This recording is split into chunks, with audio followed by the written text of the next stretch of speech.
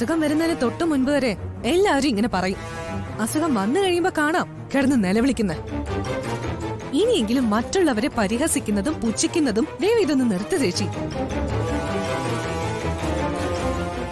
നീ എന്റെ അനിയത്തി തന്നെയാണോ? ഒരു കാര്യം ഞാൻ പറയാം, അവളുമാരുടെ കൂടെ ചേർന്ന് എന്റെ നേരെ കുറച്ചാലുണ്ടല്ലോ, കൂടപ്പിറപ്പാണെന്നുള്ളത് ഞാനങ്ങ് മറക്കും.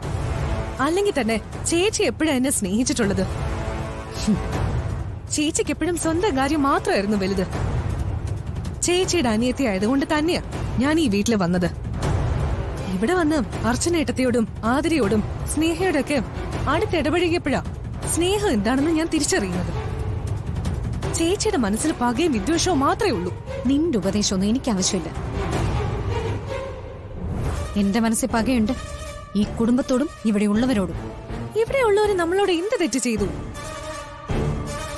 ചേച്ചി കേട്ടതും അറിഞ്ഞതും ഒന്നും ശരിയാണെന്ന് എനിക്ക് തോന്നുന്നില്ല. ഒരു കാര്യം മാത്രം ചേച്ചി മനസ്സിലാക്കിയാൽ മതി. ഇതുപോലൊരു വീട്ടില് നന്ദേട്ടനെ പോലെ സ്നേഹമുള്ള ഒരാളുടെ ഭാര്യയായിട്ട് ജീവിക്കാൻ ഒരു അവസരം ചേച്ചിക്ക് കിട്ടിയില്ലേ? സ്വന്തം ജീവിതം എറിഞ്ഞുടച്ച് കളയരുത്. ഈ ജീവിതത്തിന്റെ വില എത്ര വലുതാണെന്ന് ചേച്ചിക്കിപ്പോ മനസ്സിലാവില്ല. അത് മനസ്സിലാകുമ്പോ കയ്യിൽ ഈ ജീവിതം ഉണ്ടാവില്ല.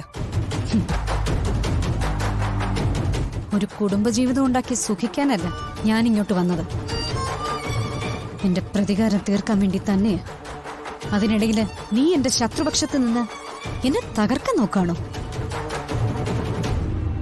ഞാൻ ശത്രുപക്ഷത്തല്ല, സ്നേഹത്തിന്റെ പക്ഷത്താ.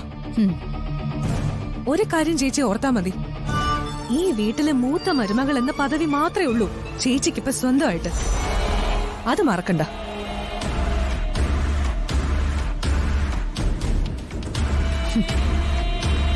ഈ വീട്ടിലെ മൂത്ത മരുമകൾ പോലും ഇന്ന് വരെ ഞാനത് മനസ്സുകൊണ്ട് പോലും അംഗീകരിച്ചിട്ടില്ല.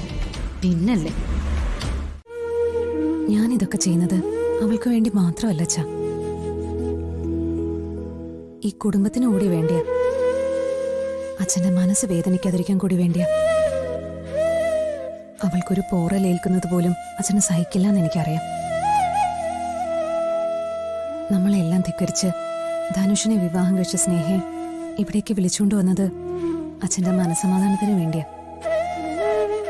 അപ്പൊ പിന്നെ ഇതെന്റെ ഉത്തരവാദിത്വം അല്ലേ അച്ഛാ?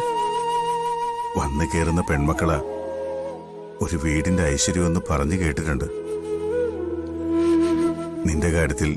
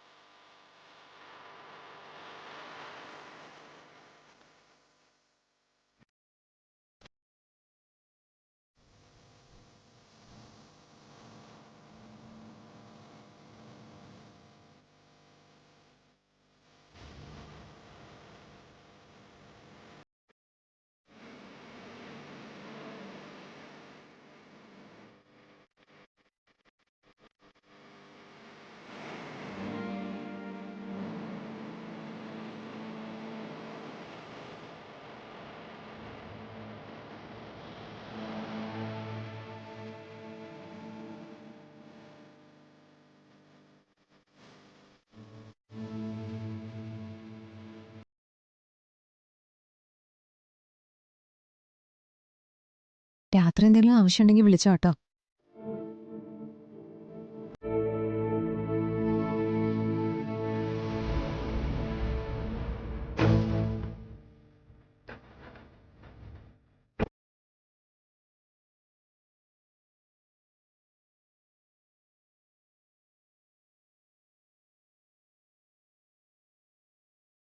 അതെനിക്ക് മനസ്സിലായി. എനിക്ക് വേണ്ടി അച്ഛനടുത്ത് ഒരുപാട് കഷ്ടപ്പെടുന്നുണ്ട്. എനിക്ക് കഞ്ഞി കോരുത്തുന്നു. എന്നെ വേപ്പില വെള്ളത്തിൽ കുളിപ്പിച്ചു. എന്റെ കട്ടിലില് നിറയെ വേപ്പില നിരത്തി. കുഞ്ഞിനെ പോലും ആദര ഏൽപ്പിച്ചിട്ടാ ഏട്ടത്തി എന്നെ നോക്കാൻ വന്നേ. അർച്ചനെ കുറിച്ചുള്ള എന്റെ കണക്കൂട്ടലുകളെല്ലാം തെറ്റിപ്പോയി. വെറുതെയല്ല നിന്റെ അച്ഛനും ആ വീട്ടിലുള്ളവരും ഒക്കെ അച്ഛനെ റെസ്പെക്ട് ചെയ്യുന്നത്. സത്യത്തിൽ എനിക്ക് ഇപ്പോഴിത് വിശ്വസിക്കാൻ പറ്റിയിട്ടില്ല. എന്നിട്ട് ആളെവിടെ പോയോ? എവിടെ പോവാ? ഞാൻ കാണിച്ചു തരാം.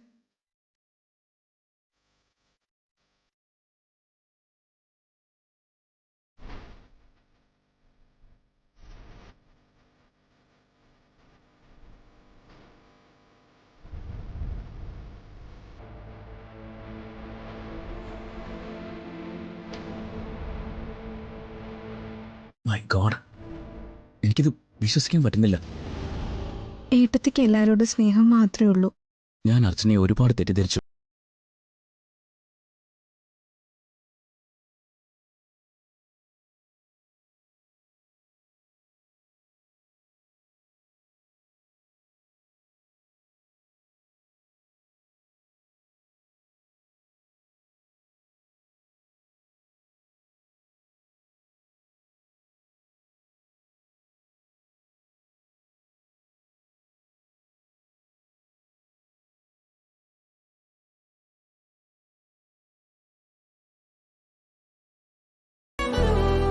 Good night.